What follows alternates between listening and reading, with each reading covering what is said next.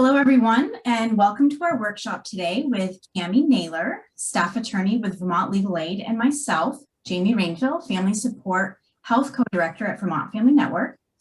Thank you for joining us for this supported decision-making workshop. All of our workshops, including previous ones, are recorded and can be watched on our VFN YouTube channel. The link is on our website, which is vermontfamilynetwork.org. Everyone who registered for today's workshop will receive a follow-up email with a link to this recording and a PDF of the presentation with live links. Next slide. Vermont Family Network has been serving families of children with special health needs and disabilities and the professionals who serve them for more than 30 years. We are the federally designated Parent Training and Information Center, the Family to Family Health Information Center, and the Vermont chapter of both Family Voices and the Parent to Parent USA. Today's workshop is being recorded, so please keep that in mind as you share information about your situation. If you are comfortable, we encourage you to turn your camera on. Only the people who speak will end up on the final recording. If everyone can please mute themselves unless they are speaking, that would be helpful. Feel free to post questions in the chat, which you'll see at the bottom of your screen. We will go through the presentation and save a few minutes at the end for questions. Feel free to share information or links to resources that you found helpful in the chat as well. We know that we can learn a lot from each other. I'm excited to introduce to you Cammie Naylor. Thank you so much for joining us today, Cammie. Thank you so much, Jamie. I'm excited to be here and really looking forward to covering this information for folks. Great. So we are going to get started with our presentation on supported decision-making. Next slide. Vermont Family Network is not a legal services agency and cannot provide legal advice or legal representation. The information in this presentation is provided as a public service for general information only and is not a substitute for legal advice about the facts of you or your child's particular situation. Cammie, is there anything you want to add?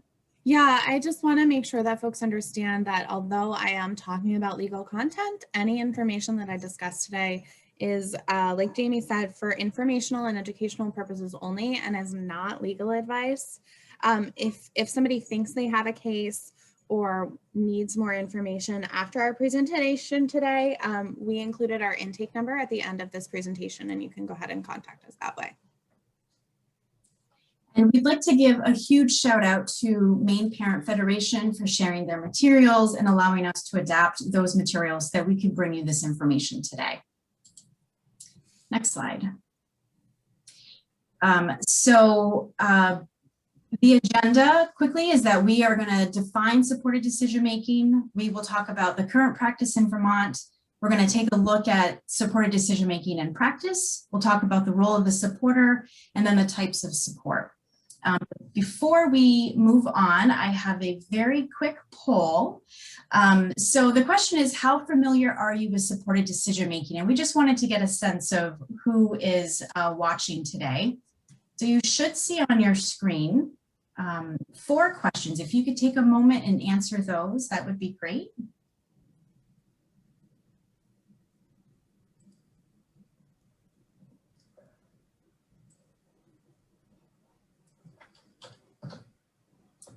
So we're at about 60% voted. Oh, here we go. All right. So we should be able to see the results. So it looks like we have a little over half have heard about supported decision making, but that you don't know much about it. And 40% are not familiar with it at all. So thank you very much for taking a moment to do that. Okay, next slide.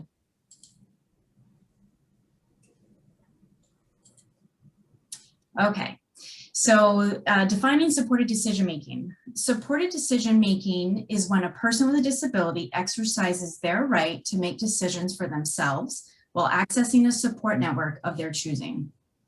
Supported decision-making is an alternative to guardianship. It is a way for people with disabilities to get help in making their own choices.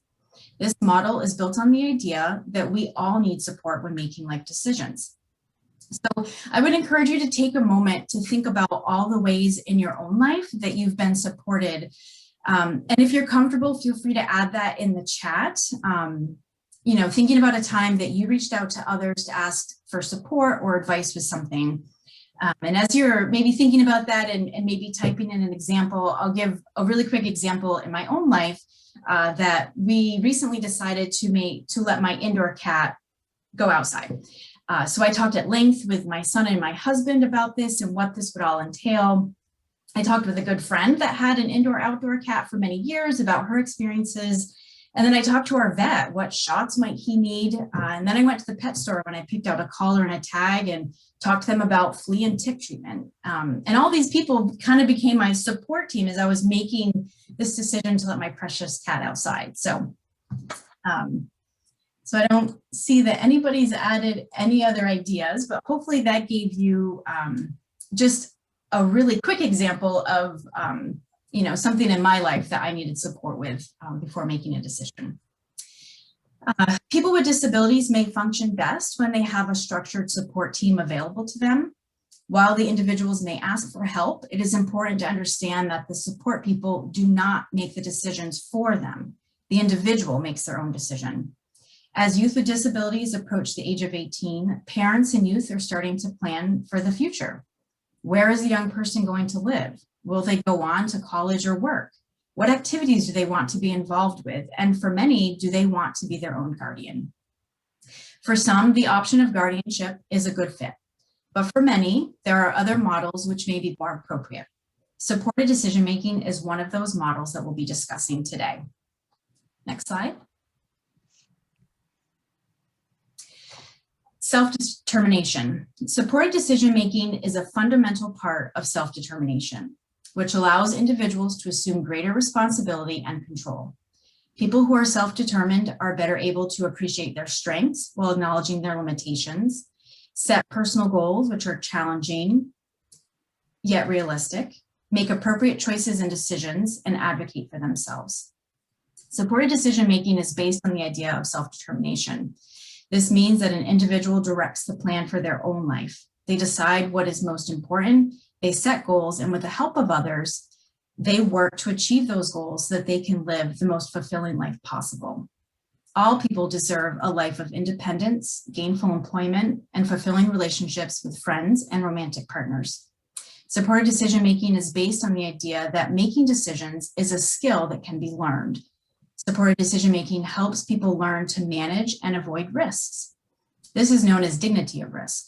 And it means that taking reasonable risks is a necessary part of self-determination and self-esteem. Several studies have found that people who exercise more self-determination are more likely to live independently, have greater financial independence, be employed at higher paying jobs, and make greater advances in their employment. Next slide. So 3 main principles of supported decision-making. Everyone has the right to make a choice. And 2 choices. People can get assistance without giving up the right to make choices. And people will often need help in understanding, making, and communicating their choices. Next slide. So VFN has been working on a number of things to try to bring information and support to families around supported decision-making. Some things that we've been doing is that we are bringing you this webinar today. We're providing resources and other information that we'll go over in a bit. And Vermont Family Network has included information about supported decision-making on our transition toolkit, which is found on our website.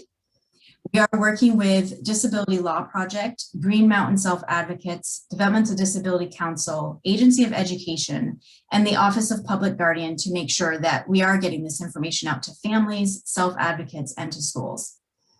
And currently, the supported decision-making work group is looking at the necessary documents that are needed for schools to include supported decision-making and transition planning.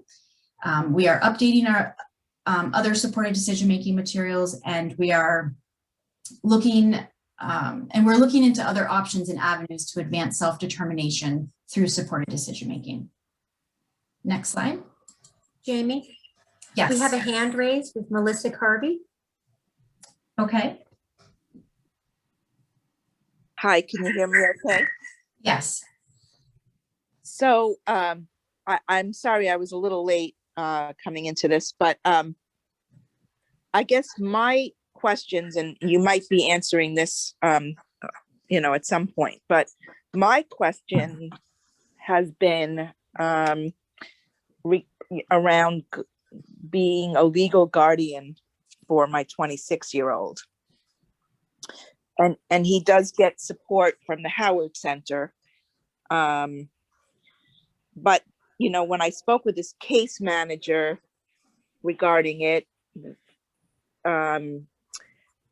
she felt as though it really wasn't necessary because Ryan is able to make decisions kind of on his own behalf.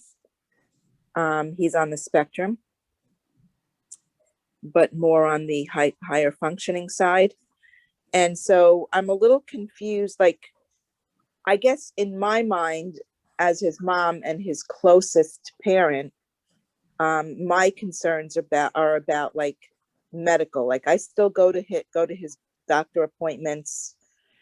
And, he authorizes me to, access records or any information, but of course, most of the time he has to access it. But I guess I don't know from a parent's perspective here, what I should or shouldn't do in terms of being a guardian, I guess. So we are going to get to some more in-depth information about guardianship and comparing guardianship and supported decision-making if you think that you can bear with us. And then I think Sure. we also might have some specific response to some of your questions a little later on as well. Oh, okay. Sure. Yeah. No worries. And if you have more questions as we go, please feel free to include those in the chat. We're going to try to power through some of this information because it is pretty dense. And then we'll definitely want to respond to your questions and curiosities. Excellent. Thank you so much. Yeah. We should always assume ability. For many, you have likely spent years working on skills that your young person will need to go out in the world with. You likely have been offering choices, working on ways to communicate, and perhaps for young adults, you are exploring certain classes or tech programs in school to prepare for college or a profession. Asking an individual where and with whom they'd like to live or what kind of job they would like to have can help set the foundation for supported decision-making. All people should have opportunities to learn from failures. And just because an individual makes a poor decision does not mean he or she is unfit to make decisions altogether. Supported decision-making is an alternative to guardianship, and Cammie's going to go over that in our next couple of slides. All right, thank you so much, Jamie. So here we have a slide that discusses 3 really important terms that you should know: guardianship, supported decision-making, and releases. And so I'm going to go through each of them and give you a good sense of, hopefully give you a good sense of what they are and what they mean and how we're applying them in these contexts. So as the slide says, guardianship is a legal process where the court takes away an individual's inherent right to make decisions for themselves, that power to make decisions for themselves, and gives it to somebody else. And the way that a court makes that decision is based on whether in the context of private guardianships, whether that person is unable to manage their personal and financial decisions. And managing your personal and financial decisions actually has like concrete legal definitions. And so for a person to be unable to manage their personal care, that's evidenced by behavior to meet inability. It's an inability as evidenced by recent behavior to meet one's need for medical care, nutrition, clothing, shelter, hygiene, or safety, so that physical injury, illness, or disease has occurred or is likely to occur. So like I said, that's an inability to manage personal care. And an inability to manage your own financial affairs means a gross mismanagement as evidenced by recent behavior of one's income and resources, which has led or is likely to, in the near future, to lead to financial vulnerability. So really what we're talking about here is someone is in danger of harm. And so that's when the court will consider appointing a guardian.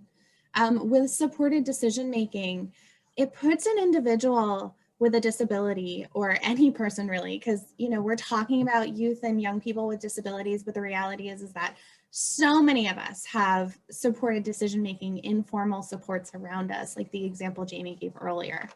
And so supported decision-making puts an individual with a disability in the position of power to set their own goals, to use their supports, and to get input on opinions and choices about that they're going to make, and to hear about the alternatives, and really just gives them a safe space to work through whatever decisions they need to make, and in a way that they can really understand and concretely communicate their needs and options. And again, a supported decision-making agreement is a formalized agreement, but supported decision-making itself doesn't have to be formal. You can have like an informal, just way of going about things and making decisions, and that's supported decision-making too. So there's really no like wrong door. There's no wrong way to go about it. And then releases, releases are a tool that allow professionals to communicate with supporters and other professionals, and a person gives that permission. And so that's a way for an individual with a disability in these contexts to say, you know what, I don't always understand what my doctor says. So if I give my doctor permission to talk to my parent and my supporters, they can help me understand this information and be available to ask the questions about things that I don't understand. So we're going to head to the next slide now. So as I said, guardianship is a legal process. A guardian is appointed by the court. In Vermont, we have 3 types of guardianships that happen in 2 courts. So we have voluntary and involuntary guardianship. A voluntary guardianship is much easier to establish, but it's still enforceable by the court. And there is no evaluation required. An involuntary guardianship requires an evaluation and a demonstration of, and I'm going to use a legal term of art here called clear and convincing. So we're talking about like an 80% showing, 85% showing that a person is really in need of this assistance to protect themselves, that they're unable to safely make decisions for themselves.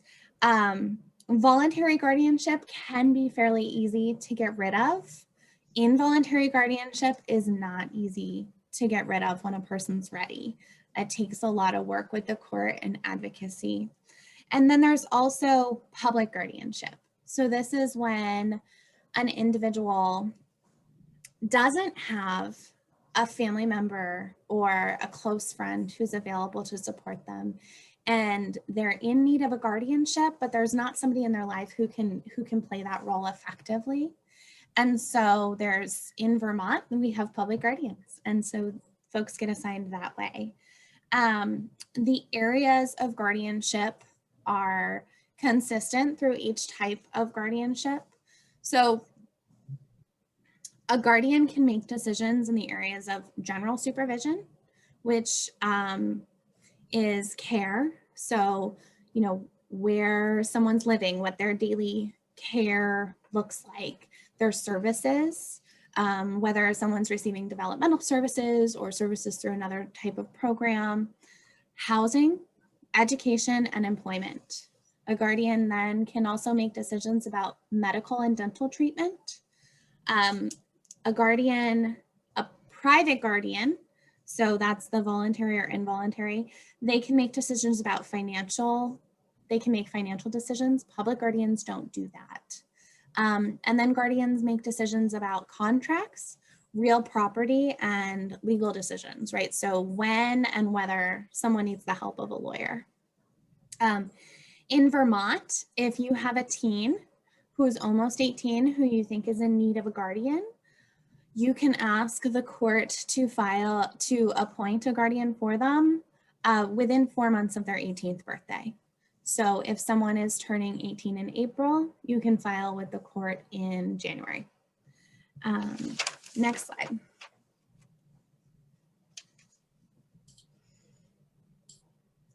So supported decision-making is an umbrella term to describe, as we see here, a series of relationship, practices, arrangements, and agreements designed to assist an individual to make and communicate to others decisions about their life.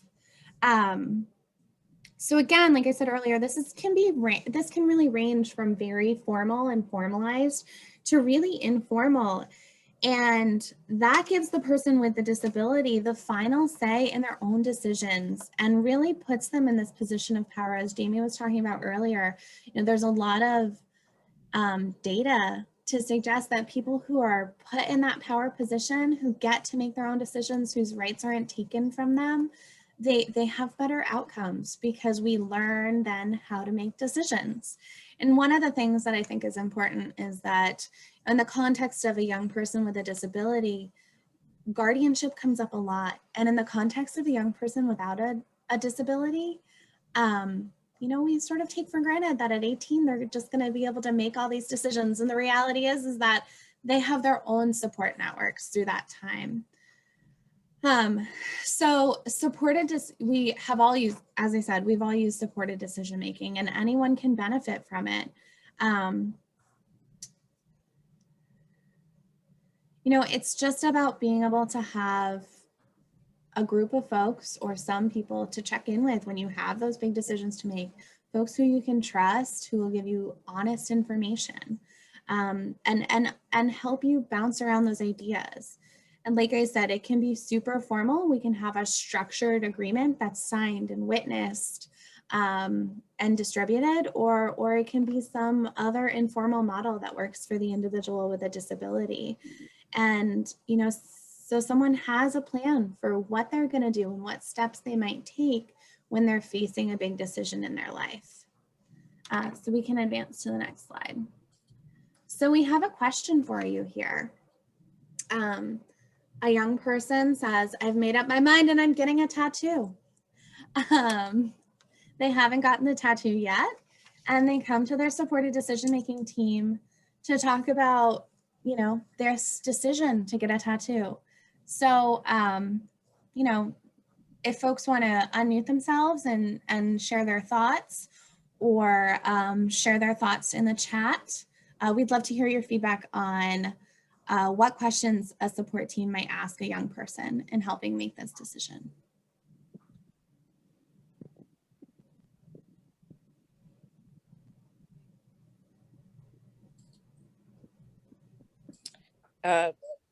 Can you hear me? This is Melissa again. Mm-hmm. Actually, it's kind of funny in a way. This situation has already come up.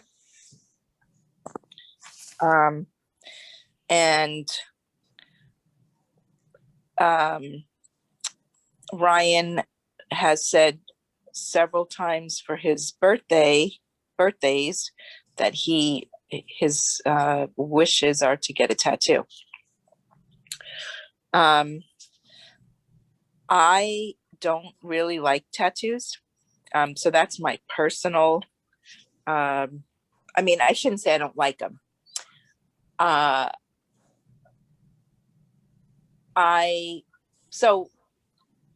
guess I'm open to the idea.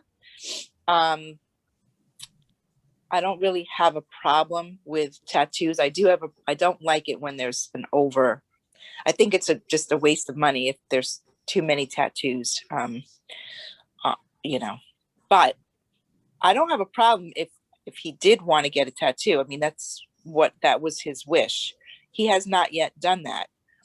But my younger son, who is very aware of his brother's deficits or issues, says that he would not be able to tolerate the actual process.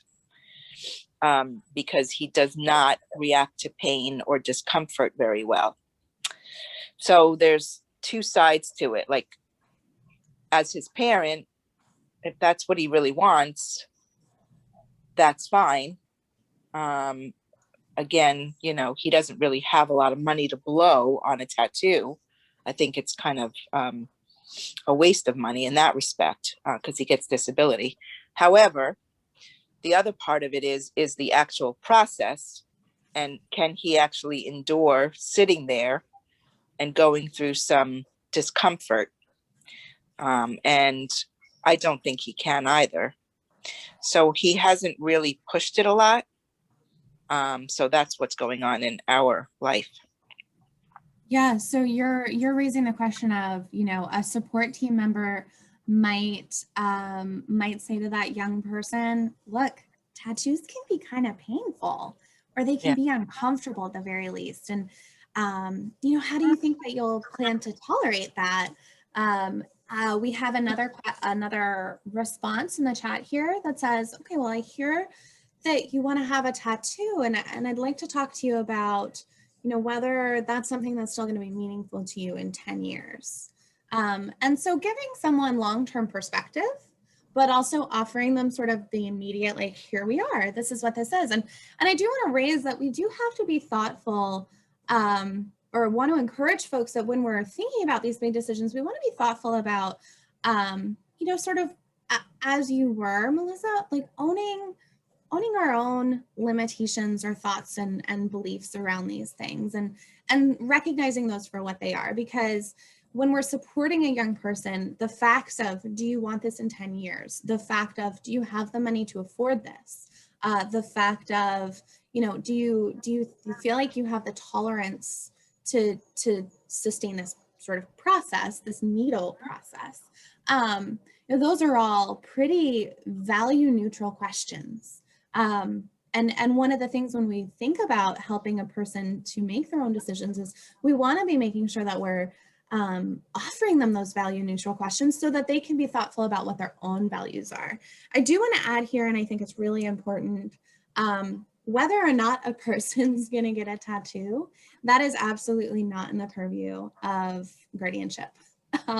If a person is an adult and they want a tattoo, there's pretty much nothing that a guardian's going to be able to do to prevent that process.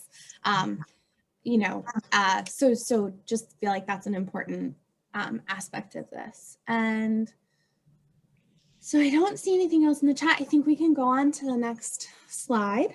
Can I just add one more thing? If you'd like, sure. So the hardest part and challenge that I have, or that Ryan has, is looking ahead 10 years. So when you brought that point up, like, do you think you'll still want this in 10 years? I don't think he can really understand 10 years from now. Yeah. Yeah, and I think, you know, that's, yeah, people can struggle looking forward. I think one of the one of the beneficial things these days is that tattoos are permanent, but they're also impermanent. And so there's lots of options. You know, if in 10 years rolls around and somebody doesn't like this anymore, then there's maybe a conversation about tattoo removal or something like that. So we're gonna hang out on this slide where we're looking at the emphasis on least restrictive alternatives to guardianship. Vermont law requires that an individual who's petitioning for guardianship have considered the least restrictive alternatives. It's built into the purpose of the law. The intention is to make sure that a guardian, if that's what's most appropriate for a person, is given the least amount of power over someone that's appropriate. And so, you know, least restrictive is really our focus here. We want to encourage and empower and embolden people to be making their own decisions. So other options, you know, we have supported decision making, and we've discussed a few times how that can be really, really formal and also really, really informal. And then there's sorts of appropriate technological assistance. So does someone have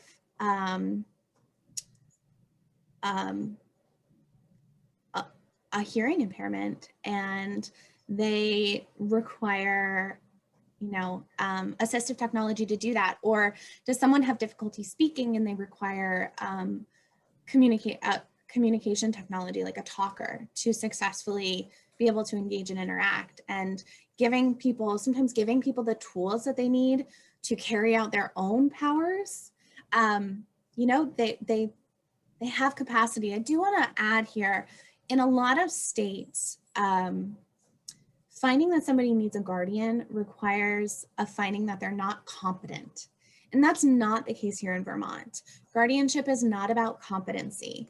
It's about safety, health and safety of an individual and the community. And so I think that that's a really important piece of it. When we talk about guardianship, we're not talking about a competency finding. So then we also have a power of attorney advance directive. In Vermont, we have laws that require that folks recognize powers of attorney and advance directives. And this can be a way for folks to share power, for a youth and a family member to to share the power.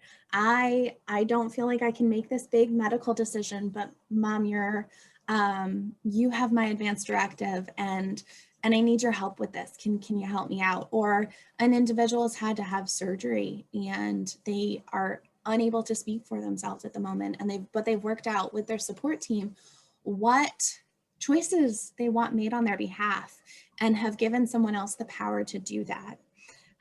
There is also, with regard to financial decision making, there are limitations on financial decision making in public guardianship. In private guardianship, an individual can have, a guardian can have financial power, but then if an individual is receiving Social Security, the Social Security Administration also has their own rules and requirements and can require somebody to have a representative payee, even if they don't have a guardian. So these are just some of the less restrictive alternatives to a guardianship. In Vermont, we also allow for and require the consideration of limited guardianship. And so does somebody really just struggle with making their own medical welfare decisions and they need someone to make those on their behalf? Guardianship does not have to be a whole package.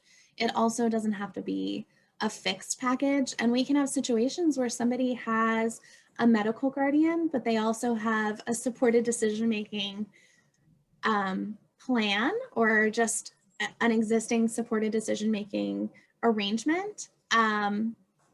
Or we can have a situation where somebody has a mix of all three, for employment and educational decisions, somebody has supported decision-making.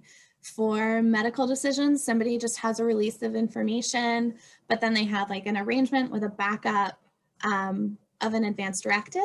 They have a power of attorney for financial decisions, and they have a guardianship for contracts because they just can't manage to understand and appreciate the nature of a contract. So we can really have a mixed bag. We can go ahead on to the next slide, please.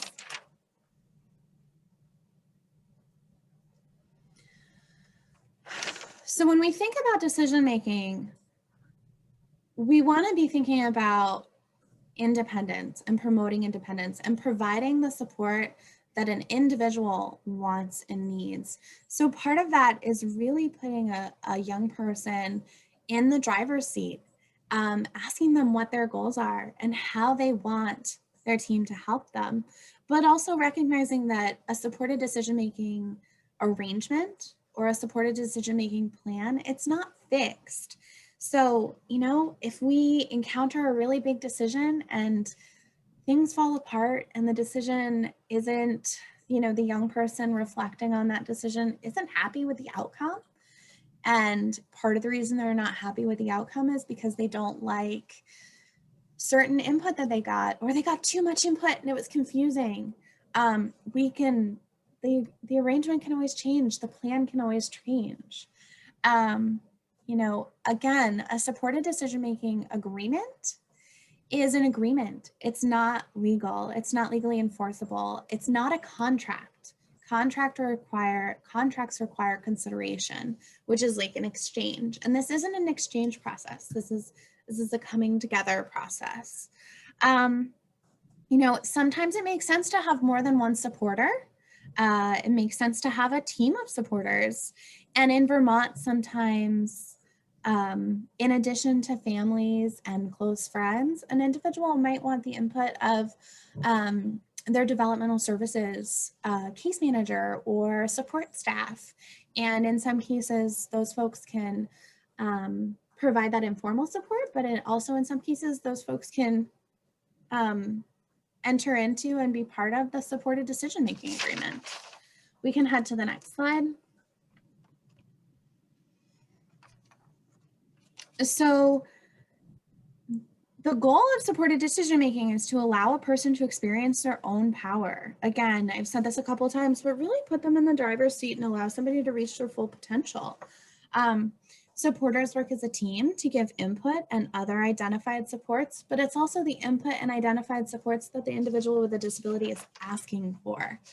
You know, we want to be careful to respect that folks might have opinions and beliefs about what input they need. And part of an effective supported decision-making process is understanding that with regard to what kind of supports they have, but also the final decision that it's up to the individual to do that. So we can go on to the next slide. So as part of putting a supported decision-making agreement or just supported decision-making into practice, the first thing would be to identify, okay, who in my life can help me? Is it friends? Is it family? Is it staff?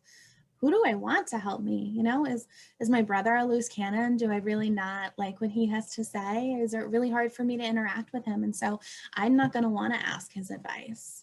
And then to set goals and decide how you want help. And so again, self-determination, allowing somebody to say, this is what I want for my life. And then allowing them also to decide and working with a team of people to decide, how can you help me achieve that? And what do I need from you to be successful? And lastly, you know, it is really helpful and really effective when the whole team can sit down together and each understand the other's roles and understand that their roles may be different. We can go to, oh, here, we did have a question about an individual who's never dated. Relationship skills are a big deficit for them, and they're also addicted to cannabis. And so I think first and foremost, I want to say that these are not things a guardian has any power over. So, you know, if this is the context of the support that somebody needs, a guardianship arrangement probably isn't going to be effective. And then the next step would be, you know, if this person feels like they want help and support, for them to identify their goals. So is improving their relationships a goal for this person? Is having a romantic partner a goal for this person? And once they've sort of figured out what those goals are, then they can turn to talk to their supporters about how their supporters can help them and what help they need. And so, you know, does this individual need a social skills group? Do they need individual counseling? Do they want some sort of social skills class? Do they just need more access to a social setting? Or do they need help setting up a dating profile? And, you know, the second part of this question was indicated that someone was addicted to cannabis. And with this one, we have to say that, you know, in Vermont, cannabis is legal now. And a lot of people's opinions and beliefs on use and abuse really vary. And if someone is having their own questions and struggles about whether they're using this this product too much, then that's really a question for them to discuss with their medical team or their individual therapist. Okay, so we can go on to the next slide. So again, when we think about supported decision-making, we're thinking about a person being able to talk to their team about what support they need, ask the questions that they need, get help identifying pros and cons, but also be allowed to say, I don't want to hear from you on this. I need to hear this in a different way. And then a person who, again, supported decision-making is flexible. A person can always say in a specific instance, I have this big decision, but I don't need input today. I feel really clear on what my decision is going to be. And that's not a violation of the agreement, because an individual with a disability is the person who ultimately owns the agreement, and they get to own their own power. We can go to the next slide. So we have some ideas here for what the role of a supporter can be. And we're also going to hear via video from a family member who has experienced supported decision-making in their own life. So the idea of a supporter is to recognize and give respect to the individual being supported as a decision maker, to provide information and resources, but not make decisions for someone. You know, that's where we really want to be careful about monitoring our own bias and our own belief systems. Commit to the role for at least a year. You know, that can be really helpful so someone can know that they can count on you. And then also to contribute useful information in the areas where they have expertise. You know, are you an accountant? Are you really, really good with money? And does somebody need your help? You know, just accessing that expertise. Okay, so yeah, so we can cue up that video.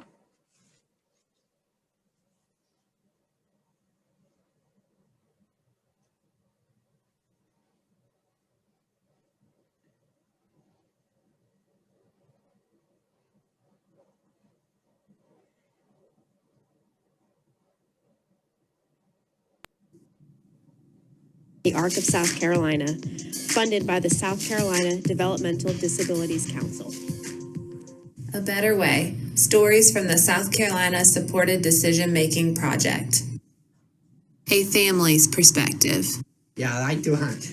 Carl is an incredible 21-year-old young man with a passion for life. I shot the 9-point bug because since I got to know the word 9. Excited about learning, excited about the world that he wants to live in. I can be a tour guide in a museum. Carl has some challenges with intellectual disability, and occasionally he needs me to explain something to him in a way that he can really, really get it. This is 2, 3, 4. If I go out and I get, I'm going to buy a car, I turn to my dad. I said, Dad, you know, this car, this has better mileage, this has this. I go to a friend and they say, no, you got 3 kids, you're going to need more space in the back seat, you're going to need the, and I get a lot of input from a lot of people. People look at me and say, oh, he has a lot of wisdom because he's willing to have supports from other people.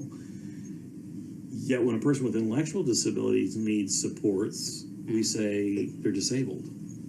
And I don't see where the difference is. Yeah. Supported decision-making is how do we, as all of us as human beings, surround ourselves with a group of people who will help us when the process of decision-making is needed. And for Carl, I'd like it to be a very clearly documented and structural way that would happen. I've been doing impressionist art. It amazes me how many parents have jumped straight to guardianship because they're afraid someone's going to take advantage of their child. This picture I did is... So I think parents go into it wanting to make sure that they can get medical information on their children, still help make medical decisions for their children, make sure that somebody doesn't take advantage of them financially and doesn't take advantage of them with decision making. So they think the cure-all is guardianship. The most painful things for me as a supporter of families of kids with special needs is for so many years, all I promoted is guardianship. And that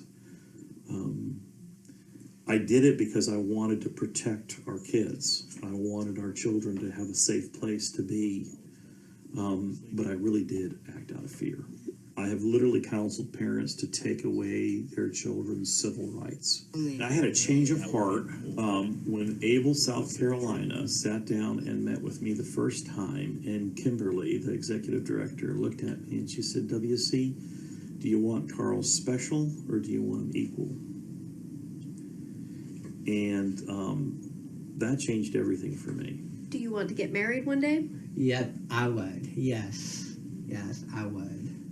If my dad let me to. If I let you to, it's your decision, Yeah. not mine. I would do it, yes. You're smiling real big. Right. Fear keeps us from moving forward. This is for not just disability world, for anything. But faith in the future moves a person forward. So I would rather walk in faith than I would walk in fear. And faith says, okay, I believe that there is a way to make this work. There are supports out there. You know, there's ARC, there's ABLE, there's Protection and Advocacy, there's Family Connection. There's a group of people out there that are willing to surround people and help them think through that process.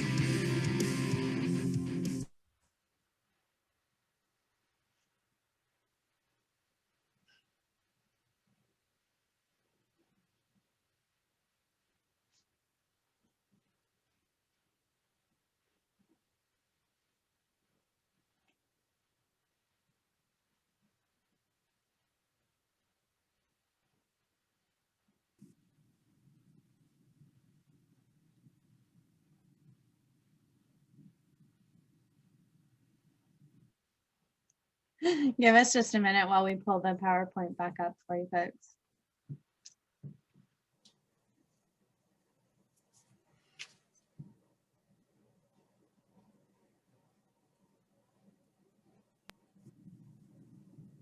All right, so we can advance to the next slide. All right, so here we have the areas to provide support. And again, we can see in this example how the decisions that can be supported through a supported decision-making agreement are a lot more broad than those that are involved in guardianship. Here we have self-care, social and recreational activities. These are not things that guardians have any power over. When we think about physical health, you know, are we talking about medical decisions? Then yes, a guardian can absolutely be in charge of that. But are we talking about, like, does someone, you know, do we want to encourage somebody to go for a walk and get some exercise every day? You know, and that's not something a guardian has any say over. And what I see in my practice is that when someone has a guardian, it does become very clear what those guardian related decisions are and what those individual decisions remain. And, you know, a supported decision-making agreement allows for collaboration in a way that guardianship doesn't, because a lot of individuals who have guardians then feel like, you know, that guardian is wielding power over them, which in a lot of ways they are, and not necessarily intentionally, and not in a mean way, and sometimes not even in a controlling way, but it is in a way that has deprived someone of the power to make those decisions for themselves. And that can be really impactful, and that really sends a message. So again, you know, we can do so much more with supported decision making than we can accomplish through guardianship. We can go on to the next slide. So I'm going to go through the next few slides kind of quickly because we're running a little, we just have a few minutes left. So we're going to cover the types of support. And I did want to let you all know that we do have a fact sheet around the role of the supporter that's in its final stages of editing. So we will be posting that to our website soon. But we can go to the next slide.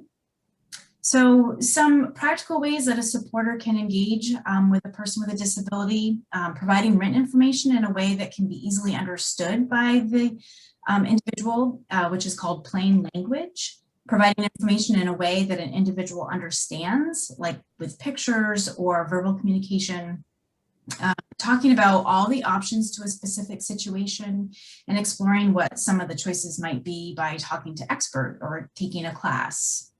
Next slide. Other areas, reminders. So set up a reminder system so that the individual can be successful with choices. Make a list of pros and cons that you think could help lay out what is potentially good, challenging, or bad with a particular situation or decision. Helping the individual prepare for meetings and appointments, and what questions should be asked so that all information is gathered, and offer to attend that meeting if it would be helpful. And then providing extra time. Next slide. We have communicating choice, technology, and a time of so much technology. This could be a really great type of support. There's apps, watches that can alert people to take a medication, check blood sugar levels, devices that could link to first responders in case of an emergency. Lots of great technology out there now. And then connecting with other supporters, so individuals who are able to assist with decision making. Next slide. So this is just one example of putting together a supported decision-making plan and drafting a supported decision-making agreement. Again, there is no wrong door for entering supported decision-making. If you have an informal process that works, or if you have a plan that you verbally have talked about and you kind of know what it is and it's ingrained and it works, again, there's no wrong door to supported decision-making. You will get this as a PDF, so I'm not going to go through each of these items right now. We can go to the next slide. So here we have a T-chart comparing supported decision-making and guardianship. So with guardianship, it's a protective device. It's restrictive. It really should only be used as a last resort, and it is the most restrictive form of decision-making support. With supported decision-making, we presume capacity. We presume that somebody can make their own decisions. We acknowledge other practical and legal options that can address challenges and needs. So release of information, a power of attorney in certain areas. We really get to ask, what does the individual need to be successful in making their own decisions? And it is truly the least restrictive alternative. I do want to raise here some additional limitations to guardianship. Guardians cannot involuntarily commit someone for mental health treatment. They cannot consent to involuntary administration of psychotropic medication. So even though a guardian has medical decision-making power, they can agree for a psychiatrist to prescribe a medication. They can't make someone take that medication. And then also there's like commitment and involuntary hospitalization that can involve involuntary meds. Guardians can't make those decisions. There's a separate legal process for that. Certain procedures, guardians cannot authorize sterilization, lobotomies, or brain surgery for the purposes of modifying behavior. Guardians don't need to be present on a daily basis, and they don't need to be involved on a daily basis. And it's really difficult for an individual to develop decision-making skills when you have somebody else making decisions for you. And again, an individual with a guardian can ignore their guardian's decisions. They don't have to go along. So that's just, a comparative resource. We have some, in the next slide, sorry. We have some frequently asked questions. I know we're running down on time, so I'm gonna leave these to you to look at when you have your PDF, we can go to the next slide. So, if you think that you want to think about and work towards supported decision-making for the young person who's in your life, for the young person who you work with, think about, what types of supports does a person need to make successful decisions for themselves, remembering that the supports you think someone might need to make successful decisions for them may not be the ones that they feel like they need. We are going to provide you with a tool called Making Choices About Support. Even if you think guardianship is the right direction for your family, I want to encourage you to sit down and go through making choices about support, and encourage the young person in your life to do the same thing. And then if you have questions, you can reach out to Vermont Legal Aid. If you think you have a case, you can if you have questions, you can reach out to VFN. And if you think you have a case, you can reach out to us at Vermont Legal Aid and go through intake. And on the next slide, we have some resources for you. If you're really interested in guardianship and you want to know more about guardianship and alternatives, we also have a presentation that the Disability Law Project and Jackie Rogers for the Office of Public Guardian did for VFN in 2018, and the link is here. So I know we've kind of almost run out of time, but if anybody has questions, we can open that up now.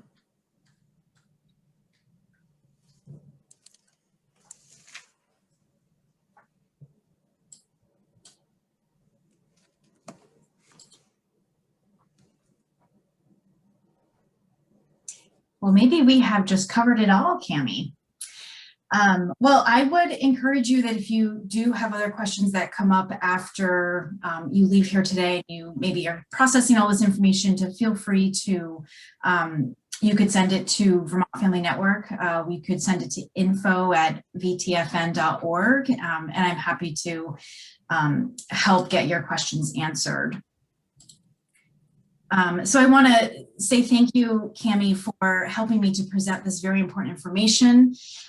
We really appreciate you taking the time to be here today and sharing everything that you have. I think it's been so informative. You will see an evaluation link in your chat. Please take a few minutes to complete that so we can make improvements and fulfill our grant requirements. And next slide. And these are some ways that you can get connected with us. Next slide, okay. So we have many more interesting workshops coming up, and you can find details about those on the homepage of our website, vermontfamilynetwork.org, along with the links to the previously recorded ones. Registration for our 2021 virtual annual conference on April 8th and 9th is open. Our theme is Imagine, Inspire, Innovate. And we are excited to have 2 internationally known keynote presenters joining us. We have tons of information on our website, and getting connected with us is easy.